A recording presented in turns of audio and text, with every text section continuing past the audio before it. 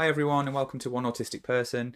This is the 28th video in a 50 video series that I'm doing going through the statements of the Autism Quotient, which is a pre-screening tool that is often used as part of the assessment process for autism. While I was going through the assessment process myself, I found it quite jarring that we had to look at our day-to-day lived experiences as a deficit, which is a requirement of the diagnosis process. So what I wanted to do with these videos was to create a space where people can share their experiences and we can look at things as a benefit and as a positive, and also what adjustments and mitigations we put in place as autistic people on a day-to-day basis. What I'd love to see is people commenting and sort of giving people what they do on a day-to-day basis, how they see things as a benefit and how they see these things as positives, and also any mitigations and any adjustments that we put in place. Because I think it's really important that as autistic people we share our lived experiences and how we manage on a day-to-day basis. I think it's really helpful for us. So as I say, this is the 28th statement that's on the Autism Quotient, and that is I usually concentrate more on the whole picture rather than the small details. Now, I've said definitely disagree to this. Had you asked me sort of 18 months, 2 years ago, I would have totally said I definitely agree to this, because I did think that I focused on the big picture because I was aware of the fact that there is a big picture. But I don't. What I do is focus on smaller detail, and it has actually caused a bit of conflict for me, especially within a working environment, because I don't necessarily think about the links and things that you would have by looking at the bigger picture, and I'm focusing on those smaller tasks. So with this, it's because tasks have smaller tasks and requirements for attention in them, and I find that I focus on the smaller parts. I am aware that the bigger picture exists. Like I say, if I'm doing a project, I know when I'm working on it that there is a bigger picture, but I can quickly lose track of that and find myself hyper focused on one part of the project and completely lose the point of the bigger picture and what I'm doing overall.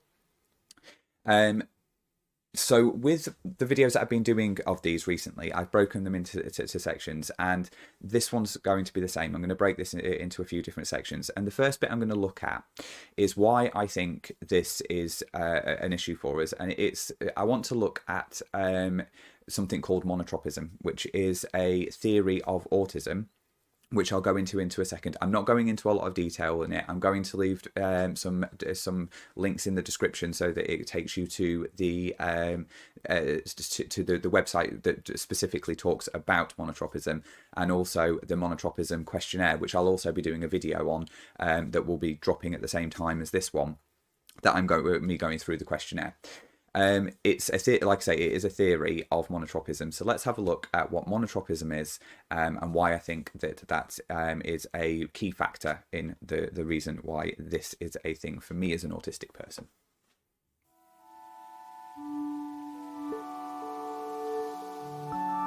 So first of all, monotropism is a theory of autism that is developed by autistic people. And for me, I think that's why this resonates quite a lot with a lot of autistic people, and it certainly does with me. So it's developed by two doctors, Dinah Murray and Wen Lawson, and as I say, they are autistic. And I think the thing is that with all the will in the world, a neurotypical person can never truly understand what it is like to live within an autistic brain. Obviously autistic traits are human traits, so people do understand it to an extent, but the complexities of it you can only understand if you've lived it. And I think it's a really nice thing that we've got this theory, because of the fact that it is developed by autistic people. So monotropism is a way of thinking and processing where a person will focus on a smaller number of things at any given time. It is a cognitive strategy that has been proposed by Dinah Murray, Wen Lawson, and Mike Lesser, who developed the theory throughout the 90s and first published it in 2005. It has recently become much more widely understood and considered as a profile to describe how we as autistic people process the world, and this includes carrying out tasks and daily routines. Like I say, I personally very much identify with this theory, and it is one of the concepts of autistic behaviour research that has really allowed me to understand myself much better over the past year or so. And for me, there are there's lots of different elements to it. And like I say, there is a link to the Monotropism website, which explains it in more depth. But there's two key points for me that really resonate with me, which is focus, which because the theory states that people who are monotropic tend to focus strongly on one or very few things at once, and may miss or quickly forget about things outside of their current focus. And I think that resonates a lot with this statement in the Autism Quotient, because the bigger picture gets forgotten about. For me, that's how I feel. Like I forget about the bigger picture and I'm focused on these individual tasks, and quite often the things that I'm interested in, which kind of brings me to the next part of this. So monotropic people tend to have fewer interests at any given time, but those interests attract more of their processing resources. So one of the things when I'm doing a project as well is I will focus a lot more of my processing time on things that I find are important to me. So creating spreadsheets, looking at things from an analysis perspective and analysing things, that's where I will focus most of my energy, and the other things get missed quite a lot. So it's pretty clear that being monotropic would make seeing the bigger picture much harder for people when they fit this profile. If you fit this profile, you are definitely going to not necessarily see the bigger picture, but be able to hyper-focus onto specific areas of a project. So yeah, I wanted to sort of go through monotropism to an extent with this, because I do feel like it is a big driver to why this happens for me personally, and I really wanted to share this with anybody who doesn't know what monotropism is. Having those links to be able to sort of research it more, and also if you wanted to do the test. So what I'm going to do now is I'm going to have a look at some positives. The next bits are very much linked back to monotropism, so I'm going to kind of refer to monotropism within this, because, like I say, I see it as the key element of the reason why I concentrate on that smaller detail and miss the bigger picture. So here are some of the positives.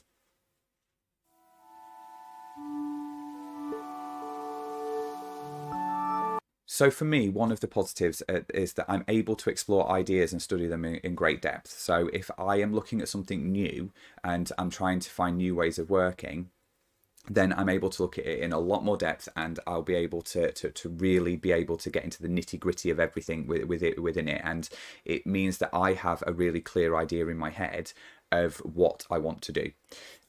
So I actually do see that as a huge positive. When I talk about the negatives, you'll see that they are kind of the flip side to this and some of the problematic things that come with these things, but I do see this overarchingly as a positive. Also, monotropic people are able to reach a state of flow quite often, whereby the person can develop ideas and produce output quickly and effectively. So a state of flow basically means that you can just keep working, and that you the ideas and productivity come quickly and efficiently to your brain, and you're able to put a lot of productivity out there.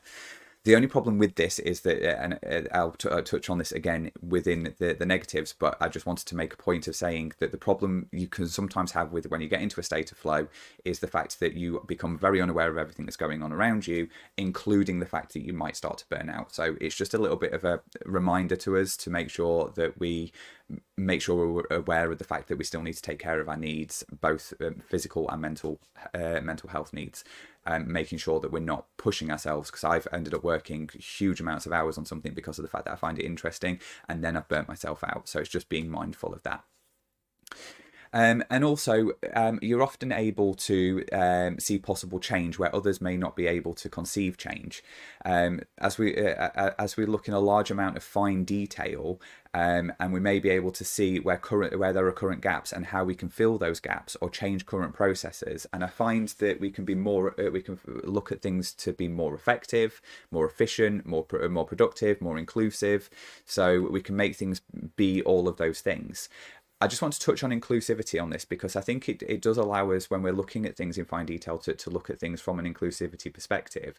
We do sometimes struggle to bring people along, which I'll talk about in the negatives, but I think it does allow us to look at making sure that, because we're looking at things in fine detail, it means that we're making sure we're bringing as many people along as possible with it, and that we can look at including other people that may not have been thought of as part of things.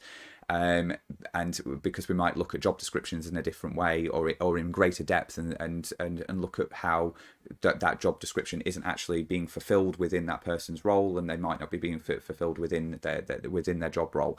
And I found that quite a bit, that when I've spoken to people and been doing projects, that quite often looking at things in more detail and talking to people about that greater detail has meant that people have gone, oh, well, I would have liked to have done more with that. So it's then, if you're opening up opportunities to allow people to be more included in the moving forward of things. So they're the main positives for me. Let's have a look at some of the negatives.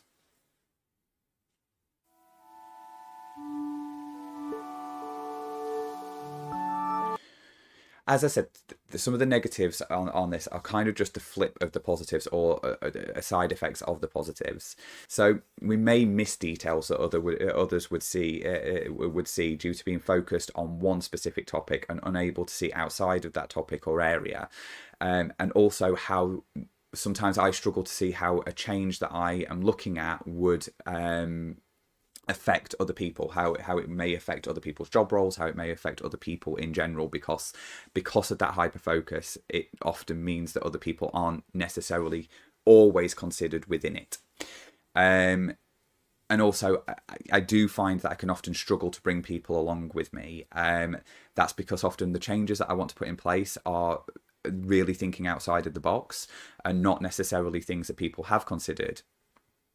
And also, as well as that, I struggle to communicate in a way that brings people along with me at times as well, because I will often give far too much information right at the offset and want to give everybody every bit of information, and that can be too overwhelming, and then that can really stop people from wanting to come along with it. So I'm giving this to other people, this out there idea that means a lot of change, and also I'm communicating it in a way that I'm giving so much information that I'm overloading people. And again, as I've already said, you may become so focused that you burn out and you don't realise that you are. So it's just a matter of keeping on top of that. So let's now have a look at some of the adjustments and mitigations that you can put in place to make these negatives sort of a bit easier and make sure that we're keeping track of them a little bit. So here are some mitigations and adjustments.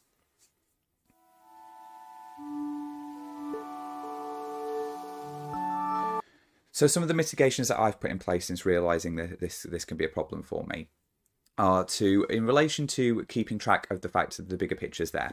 So having a visual or audible reminder that about the bigger picture, whether that is so to making sure that you're sort of reminded of what you are actually working on. Like I say, that you can get lost quite quickly. So for me, it might be having using a project planner, so that I've got and having it as a big bold part of it is to sort of remind myself that I've got to keep going back to it.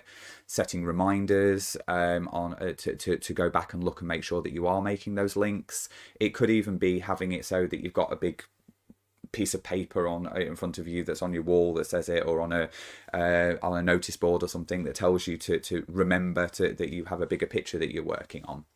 So just so that you're reminding yourself that you're not just focusing on this task, and it just nudges you into going, I've got to remember that I've got to make sure this is part of the bigger picture that we're working on, the bigger project that I'm working on. And the other thing for me as well, and this has been really, really helpful, because being monotropic, and you'll see if you do the questionnaire, one of the questions or one of the statements is specifically around not automatically and naturally liking or wanting to work collaboratively with people. And that's not a bad, it's not like it's a horrible thing. I don't want to work with people. It's just that my brain doesn't work that way of going constantly working collaboratively, which can mean that I've already said that I can then just go tunnel visioned on what I'm doing. So for me, bringing other people in to sharing the progress, ask for feedback on where you are, and sort of say where you are, which I always like doing anyway. I like giving people updates of where I am, but it's also accepting that feedback and be prepared to make changes, or to research further the impact it might have on others if it is something that somebody highlights. Be prepared for the fact that feedback's going to come back and to act on it. And that's been really helpful for me because quite often people will just go, have you considered this? And some people might have an issue with this, and it's not they're saying don't do it. What they're saying is just be mindful of that, so that when you're putting it together, that you might have to make sure that that's the bit that you do explain more, whereas other bits you might not need to explain more. So it allows you to sort of plan your communication with it better.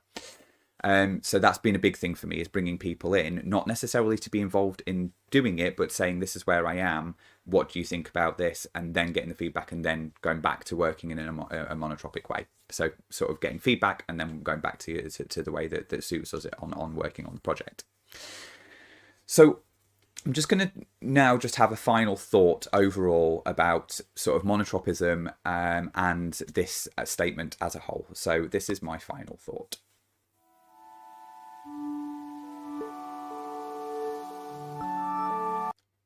So I just wanted to give a final thought on this one, because overall I think that this is a really positive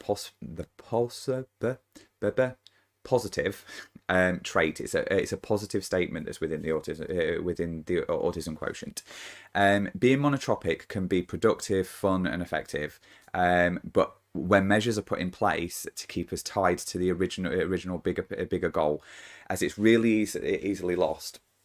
And at the end of the day, it's really, really good it's such a good feeling to be in that flow state. When I say it's fun, being in that flow state of doing lots and getting somewhere and getting that productivity and feeling that feedback you get from the fact that I'm moving forward with things. It's a really positive feeling, but it is pointless if the end result isn't going to be taken up by other people. So if you've gone so far out of where people can consider what you're doing, there's no point in continuing doing it the way you are, because you're just going to have to go back and change it later on anyway. And I feel like if I have to go back and change it later, rather than if I've had that feedback during the process and then come back to it, then it's easy. That's easier to manage, because you're dealing with it little bits, whereas it might actually be that the whole idea feels like it's not going to be accepted by others.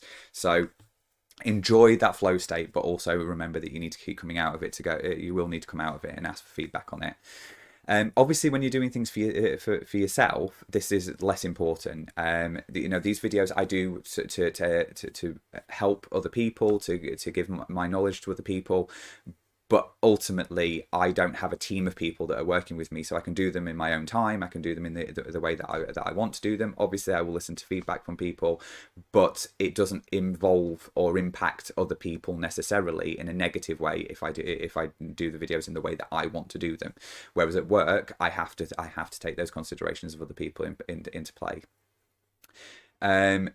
And I think we need to ground ourselves to make sure that and in my view, groundbreaking and often very positive ideas that can really drive change. I do believe that autistic people are really good at being able to come up with new ideas and drive change within especially within a work environment.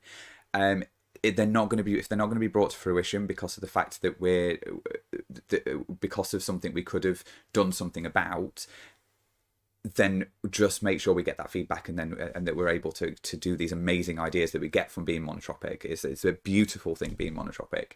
So, and it, like I say, gives us these big options to change the world.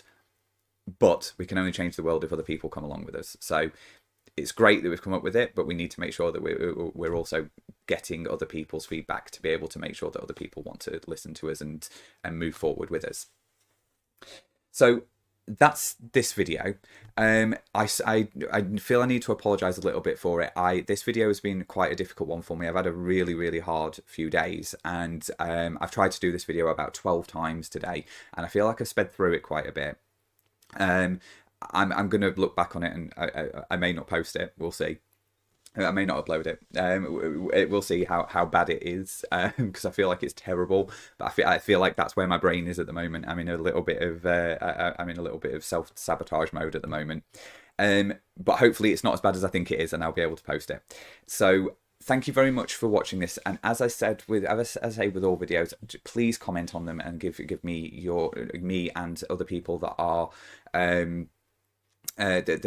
reading comments on these videos, your experiences, because I'd love to hear other people's life experiences, and I think it could be really helpful for people. So, and that's all I want to do is help people, and be part of a bigger community. So thank you very much, and I really hope to see you on the next video. Thanks. Bye.